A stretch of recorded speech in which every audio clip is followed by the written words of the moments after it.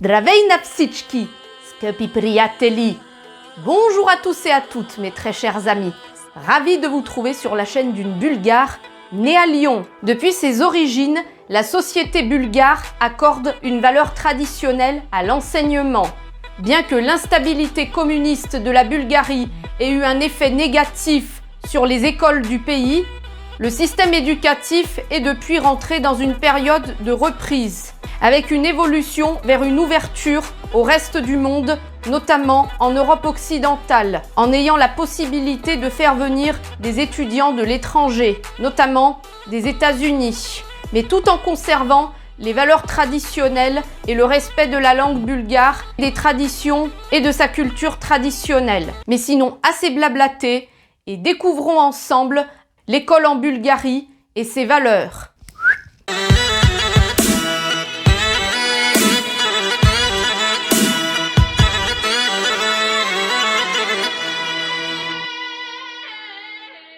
Bien que les écoles de Bulgares aient un niveau d'enseignement élevé, la majorité des expatriés envoient leurs enfants dans les écoles internationales, puisque le bulgare est la langue d'instruction dans le système scolaire public. La scolarité y est obligatoire de 7 à 16 ans. Elle se divise en 4 étapes. La maternelle, l'école primaire, le premier cycle de l'enseignement secondaire et le deuxième cycle de l'enseignement secondaire. Un peu comme l'équivalent du collège et du lycée en France. Bref, passons aux 4 étapes de la scolarité en Bulgarie.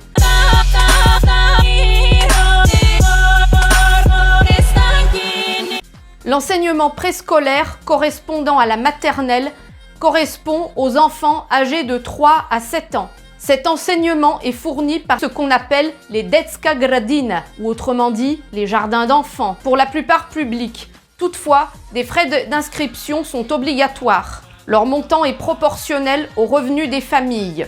La fréquentation de ces établissements est optionnelle et totalement gratuite. Deuxièmement, l'enseignement obligatoire dure 10 ans et comprend 4 phases. Le primaire, le premier cycle de l'enseignement secondaire qui est l'enseignement secondaire inférieur. Le deuxième cycle de l'enseignement secondaire qui est l'enseignement professionnel technique. Et enfin, différents types d'établissements secondaires supérieurs. La fréquentation des établissements pour l'enseignement primaire et secondaire inférieur est gratuite, sauf pour les établissements privés. L'année scolaire comprend 160 jours d'enseignement pour le primaire et 170 pour le secondaire inférieur. Ensuite, les établissements d'enseignement secondaire supérieur comprennent les établissements d'enseignement technique spécialisés durant de 4 à 5 ans. Les établissements d'enseignement technique professionnel d'une durée de 3 ans. Et enfin, les établissements techniques d'une durée de 4 à 5 ans. Et enfin, l'enseignement supérieur en Bulgarie fait la distinction entre les collegi, comprenant l'enseignement non universitaire, et l'enseignement universitaire, comprenant les académies et les institutions.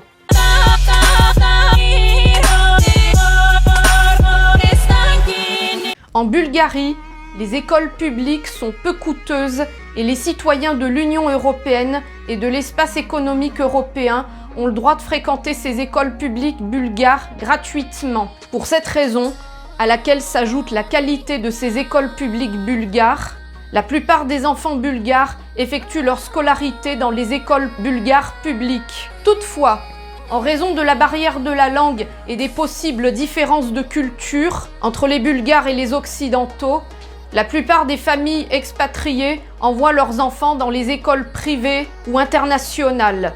D'un autre côté, les familles expatriées en Bulgarie à long terme peuvent constater que la scolarité dans une école bulgare publique est un excellent moyen pour leurs enfants d'apprendre la langue et de s'intégrer dans la culture locale.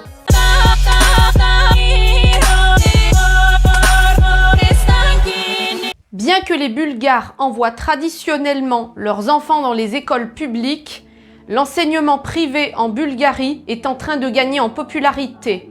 Dans les écoles privées bulgares, le programme scolaire est toujours influencé par l'État, qui rend l'enseignement de certaines matières du tronc commun obligatoire. Mais mis à part cela, Les écoles privées peuvent compléter l'enseignement du programme scolaire par des matières supplémentaires. Par exemple, en mettant l'accent sur des études de commerce ou encore sur des cours de langue intensifs.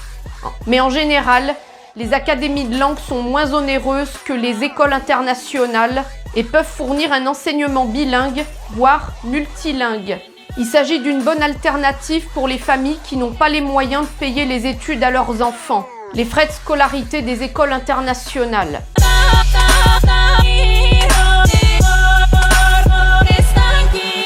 Les écoles internationales permettent aux élèves expatriés de poursuivre l'apprentissage du programme scolaire de leur pays d'origine.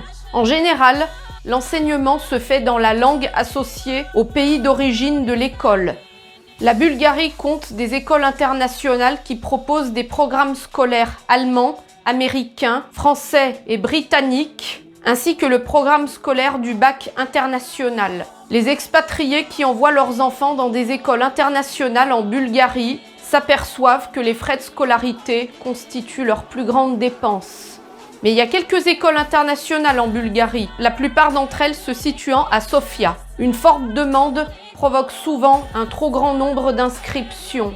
Il vaut mieux commencer les demandes d'inscription aussi longtemps à l'avance que possible.